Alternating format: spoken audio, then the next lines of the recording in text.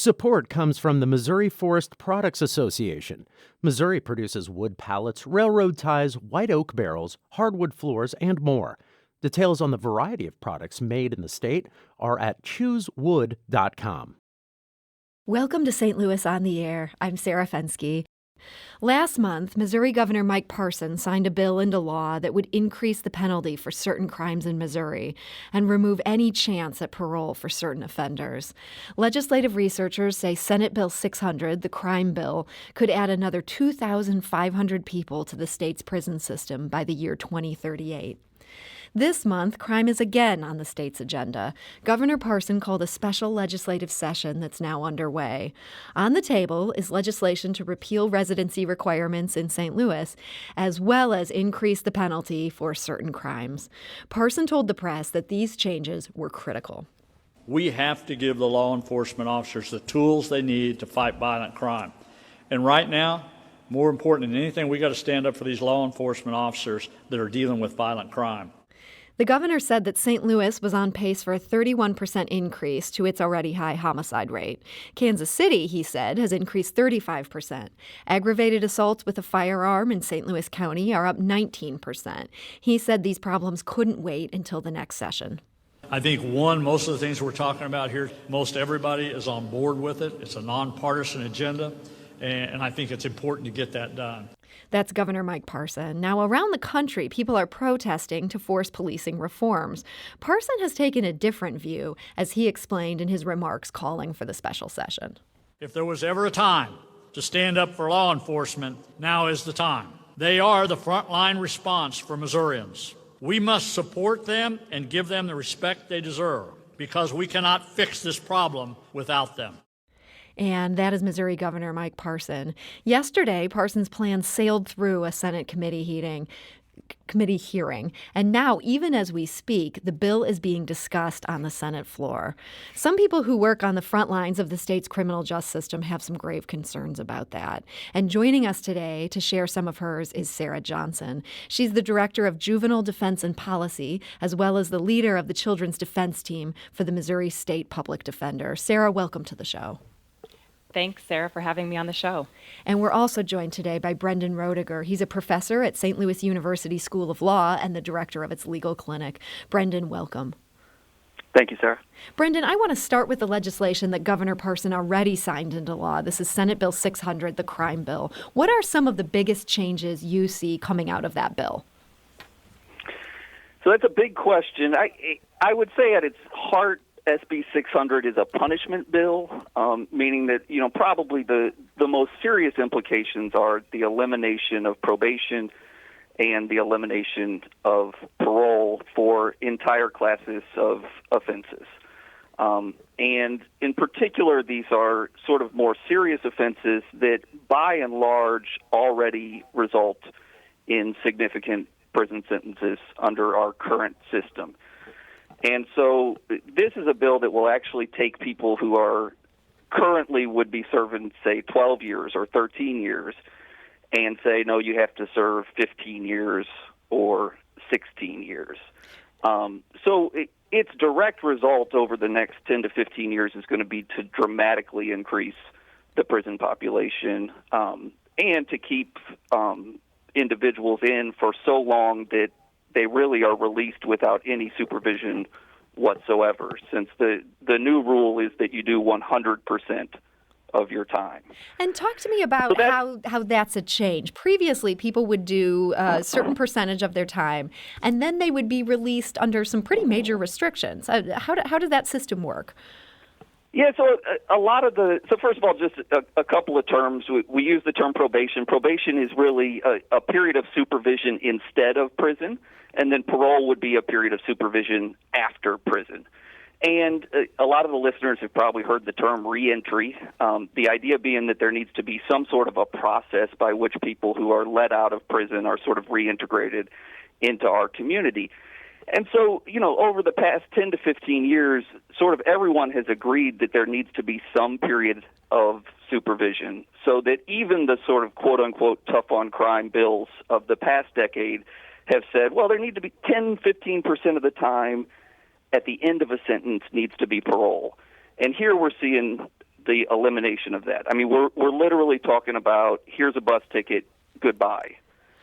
Everyone doing 100%, at least everyone that falls within these categories. Sarah, I know you largely work with the juvenile population there for the Missouri State Public Defender, but for the Public Defender's Office as a whole, how big a concern is this sort of change, the change that would eliminate this supervised release where people have these parole conditions when they're being let out of jail or prison? Yeah, so Sarah, I think one of the big pieces is hope, right? So if a person commits an offense, so let's say a robbery or an assault first, and they go away for 10 years, they're going to serve about 85% of that. If they don't have the ability to then at some point be paroled and receive those community services and be monitored, that hope piece is gone. And we know in our juvenile context too, that's really important. I think the other piece, Sarah, is that this takes away the discretion of the judge in a lot of cases where children are certified to stand trial as an adult. So if you look at those dangerous felonies where a kid is certified to stand trial as an adult, that judge's hands are now tied, and they could be sending a young person away without the possibility of parole for a significantly longer period of time. Now, the sponsor of this bill, this is Republican Tony Luetkemeyer. He says this in a statement. Many of these crimes are committed by a small number of repeat offenders. My legislation ends the catch and release practices and ensures that the most dangerous criminals are behind bars. Brendan Roediger, what about that assertion from the representative that that's what this crime bill would do? Yeah, I mean, it's precisely the same rhetoric that created mass incarceration. I mean, you could find that he may have, in fact, taken that quote from somebody in 1986 supporting the Lynn Bias bill. I mean, it's very easy to say there is this category of dangerous people in our society, and if we capture them and we keep them in a cage for long enough, we will all be safe. But the reality is that these are all crimes of desperation, and we have no social safety net. And as long as we keep chasing this through punishment, we're gonna stay in the same place. So I know when these things go into law, advocates are always looking for ways of, if there was just a good case, that you could maybe get it struck down, that the Constitution doesn't actually say you can do this. Do you think we'll see legal challenges to things that are coming out of this Senate Bill 600? Yeah, that's a good question. So, I mean, first I want to say almost all of this tough on crime stuff is constitutional. And so, you know, we need to have the debate as a policy debate. You know, are we the sort of society that wants to throw people away? That's the most important conversation to be having. There are some areas where the bill is subject to, maybe subject to some criticism constitutionally. There's a conspiracy provision of the bill that basically takes away a judge's ability to decide whether or not to try two co-conspirators together. Mm-hmm. I certainly think that there will be litigation around that particular provision because it goes so far as to say judges have to do this, meaning try the two people together. And then there's also a section dealing with gangs that is so expansive and ambiguous that I think it will likely result in some litigation. Okay, so there'll be some parts of this that people will target and see if they can get struck down. But the bigger picture here, this idea of people having to serve and not getting any sort of parole at the end of their sentence, not getting that supervised part of their release, it sounds like you're thinking that's likely, that's going to become the new law here. That's happened. The ship has sailed. Yeah, I mean, the position of the state of Missouri has been that there is no right to parole in any way, that parole is entirely discretionary, that it can be taken away at any time, and I think that will continue to be the case. So we want to hear from you. Do you support the changes made to Missouri's criminal code here and what the legislature is currently working on? Why or why not? You can give us a call at 314-382-8255. That's 382-TALK. Or you can send us a tweet at STL On Air or email us at talk@stlpublicradio.org. Sarah, I do want to also talk about what's underway right now. It's not just Senate Bill 600, which passed last month. It's also what's being discussed on the floor of the Senate right now. And I understand that in addition to changing residency for St. Louis City cops, this would make some big changes to certain categories of juveniles. What's being discussed right now? Sure. So under Senate Bill 1, Sarah, there is a suggestion that children who are charged with either unlawful use of a weapon or armed criminal action would be subject to what's called a certification hearing. So in a certification hearing, the judge has to decide, does this young person, age 12 to 17, belong in the juvenile system, or should they go to adult court? So that is what's being discussed. The concern is that unlawful use of a weapon includes some felonies, but it also includes some misdemeanors. And so a child could potentially be certified to stand trial as an adult on a misdemeanor. Tell me what sort of scenario would lead to somebody being charged with unlawful use of a weapon? What might be something where a kid could then end up in front of a judge for a crime like that? Sure. So you've got something where a kid could be exhibiting a weapon, so using it in a threatening or angry manner, pointing at someone, or it could be as simple as a child carrying a gun into a public place like a library. So these are things where you don't have to fire the gun, or it wouldn't even have to be a gun. This could be like a knife. Correct. Yes. Yes. So we hear a lot about this Missouri model. This is something that has happened in this state. It's earned a lot of praise for the way that it deals with juveniles. How would this new law, if this goes into effect, how would this undercut that? So I think, Sarah, the most important thing to understand here is that we have to recognize that kids are different, and incarcerating children in adult facilities is not going to be the solution. The Missouri model is the model of juvenile corrections, essentially, so placement in the Division of Youth Services, where they have smaller facilities. They keep children closer to home because they recognize that community support is important. They give kids the appropriate treatment, like trauma therapy, accredited schooling, and they give them counseling, peer support. And so if we certify more children to stand trial as an adult, they aren't getting those same juvenile services. And so we are potentially increasing the number of people who are going to recidivate, because we know children who are sent to the adult system are more likely to recidivate. The scary thing, Sarah, is they're also more likely to be assaulted in adult facilities. They're more likely to be sexually assaulted in those facilities. So we have to really ask ourselves the question, what do we want as a state for our children? We're talking today to Sarah Johnson. She's with the Missouri State Public Defender's Office. And we're also joined today by Brendan Roediger. He's a professor at St. Louis University School of Law and the director of its legal clinic. And our discussion is encompassing both the crime bill that Governor Parson signed into law last month, as well as the discussion underway right now in Jefferson City about another set of crime-related laws that the legislature wants to toughen up.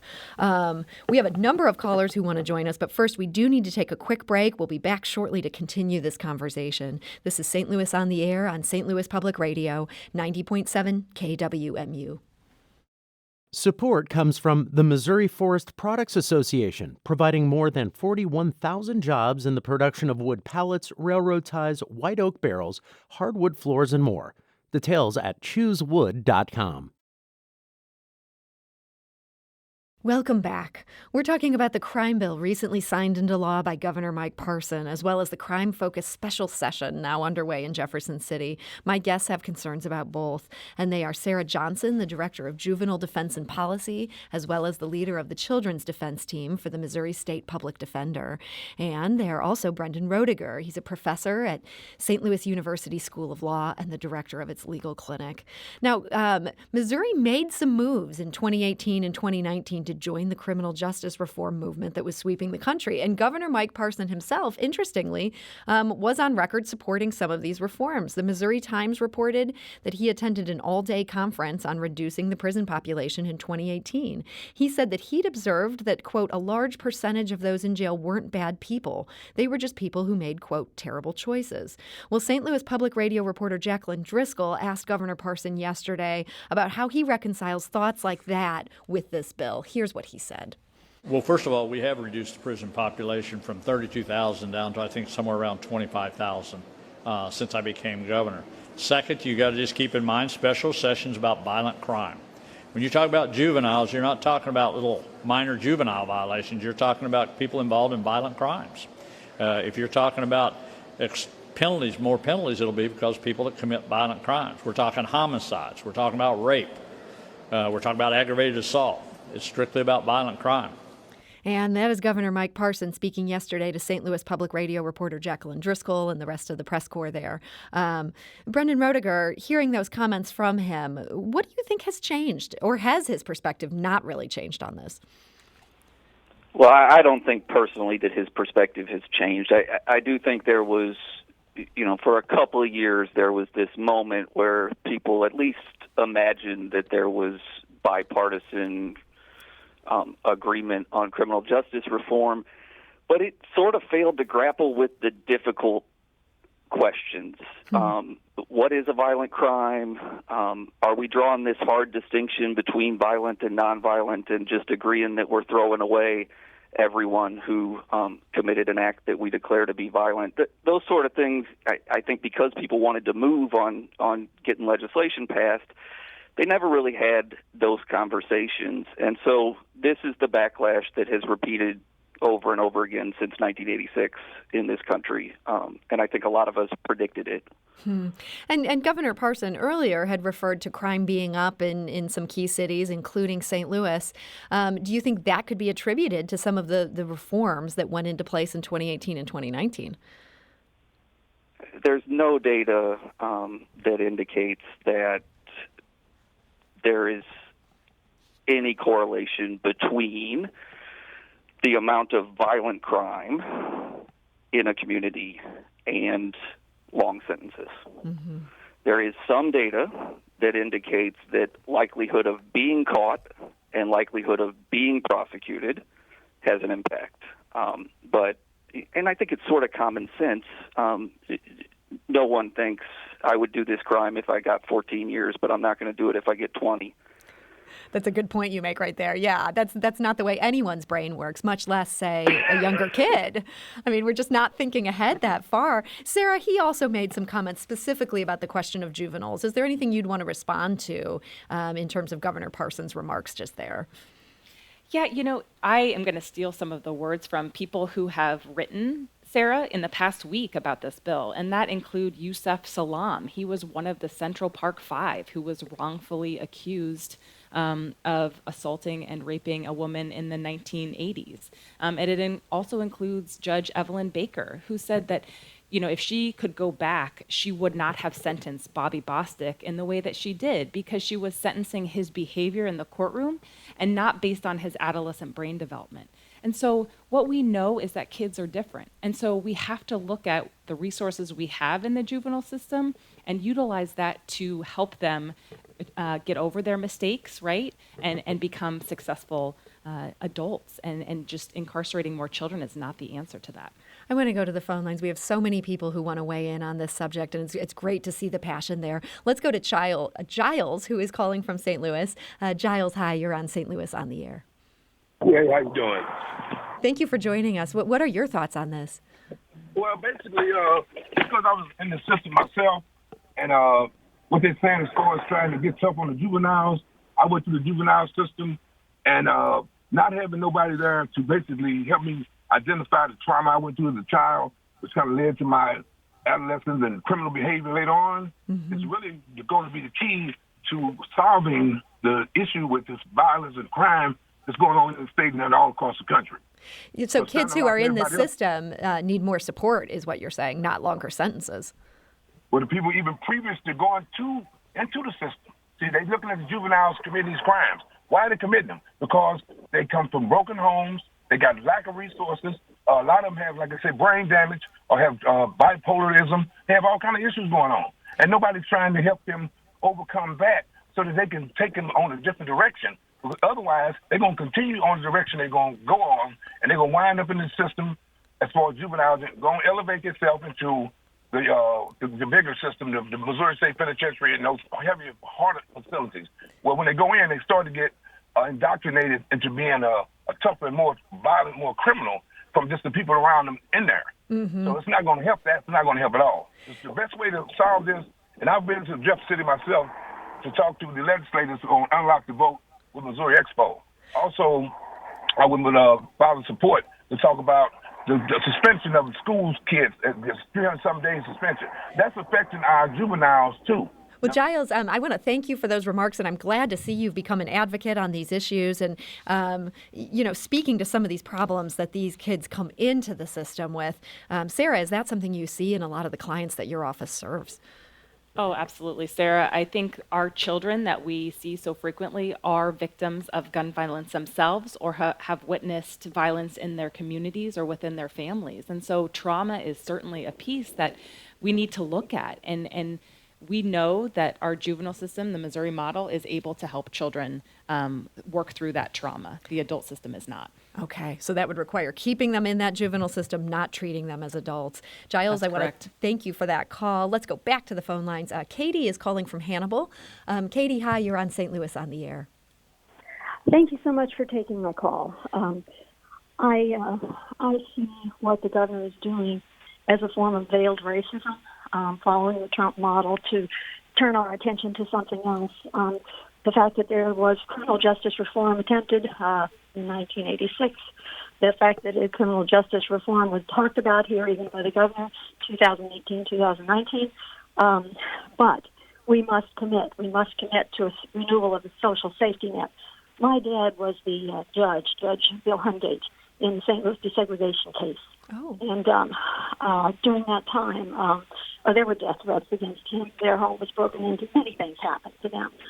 That doesn't matter. He got catcalled on the street, couldn't get out without comments being made to him. That's a minor measure of what happens to other people, especially our brothers and sisters who are of color. I remember in some of the stories I heard on the station about the death of Michael Brown and his mother. One of the comments she made early on, something to the effect that you can't imagine what we went through to get him to graduation. Mm-hmm. He was in a school system that was then broken, and he, as I understand it, had been a student who benefited from the desegregation case.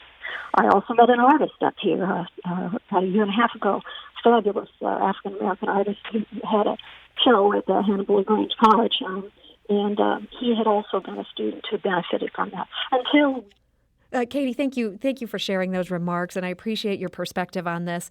Brendan, you guys deal with so many people through the St. Louis University Legal Clinic. Do you see race playing a role in these heavy laws and who's affected by them? So two answers. One, I agree entirely with the caller. I don't know if I would call it veiled. Some folks would call it a dog whistle. But there's certainly a bipartisan history of using this sort of tough on crime rhetoric to attack, insult, harm the black community. This is certainly a part of that history. And then the second part, we know for a fact that the results, the consequences of this legislation will be to harm primarily black defendants. Mm-hmm. That's so hard to hear with everything going on right now and so many places around the country moving in just such a different direction than this. It seems so frustrating that here we are in Missouri for this small step forward. We seem to be taking a big step back. Sarah, is there just some frustration among people who work within the system that here we go again? Yeah, I think we all have a lot of hope that we can reform our criminal justice system because we know that incarceration is not improving community safety. We all don't like that there is violent crime, but incarceration does not improve public safety, and these are our community members. So how can we make them successful? I think, Sarah, we have to talk about cost, right? It costs almost $22,000 a year to incarcerate a person in the state of Missouri, as compared to $2,000 in the community. So how are we going to make our community safer? I think we need to figure out a different answer than what we're doing. It's interesting that the crime bill that's already been passed, Americans for Prosperity Missouri, that's a conservative group, they came out against this. They said it's likely to add some major costs. Brendan, do we have any sense of what the cost of some of these moves could be to the state's bottom line? Yeah, so there's a lot of debate about in Missouri, and there shouldn't be. Somebody should figure it out. But there's a lot of debate about how much it actually costs to incarcerate somebody.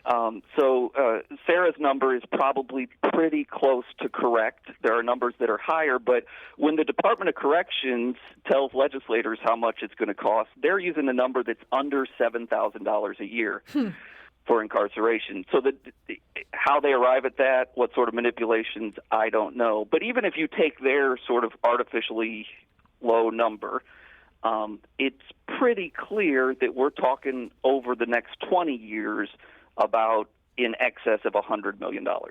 Wow. That seems like money we don't even have at this point. I mean, this is going to be, it sounds like we're talking not just the cost of housing these people. Do you think we'll even need additional prisons if we continue down this path? That's correct. And the number that I'm using is not a number that includes construction.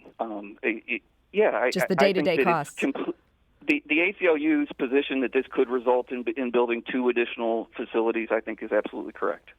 We've heard from a number of our listeners on social media. Christine writes on Twitter, I'm so very disturbed by this legislation. Since 1985, we have tons of data to show tough on crime laws don't lower crime. Even Oklahoma, which has some of the toughest laws, are admitting those laws did not yield anything except more prisoners, which cost the state billions. Eric writes on Facebook, I have 2 adopted children with varying degrees of PTSD.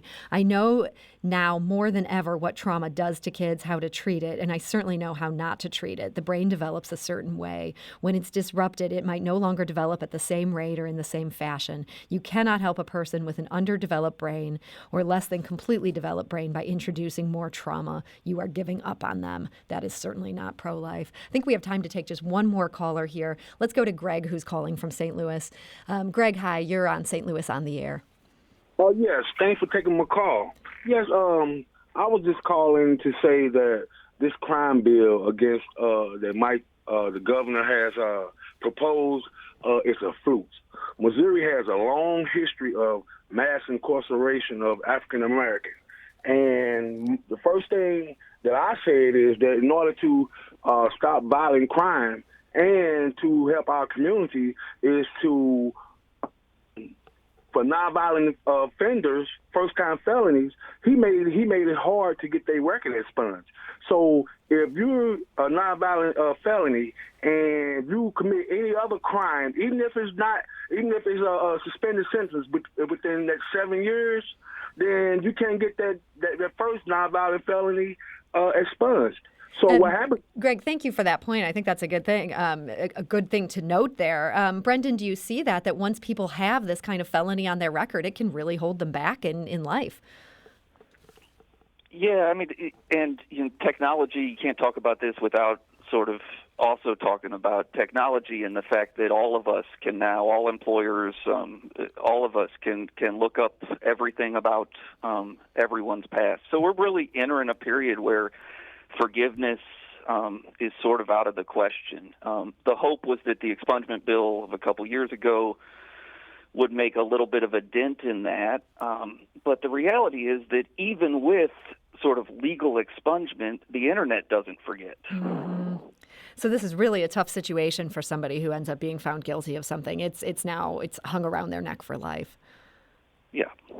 Well, these are some very sobering subjects today, and it's hard to hear what's going on right now. But I'm grateful for all the callers who joined us. I did want to mention we did have a number of calls we weren't able to get to. Interestingly, not a single one expressed support for this crime bill. A much different take out there, I guess, among our listeners than what's going on now in the Senate and the House. So I want to thank Brendan Roediger of St. Louis University School of Law for joining us today. Thank you for sharing your expertise. Thank you, Sarah. And Sarah Johnson of the Missouri State Public Defender, thank you so much for joining us today. Thanks, Sarah. This is St. Louis on the Air on St. Louis Public Radio. That's 90.7 KWMU.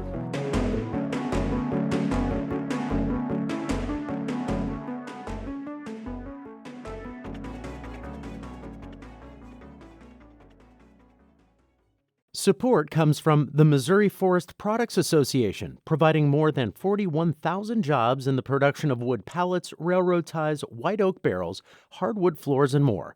Details at choosewood.com.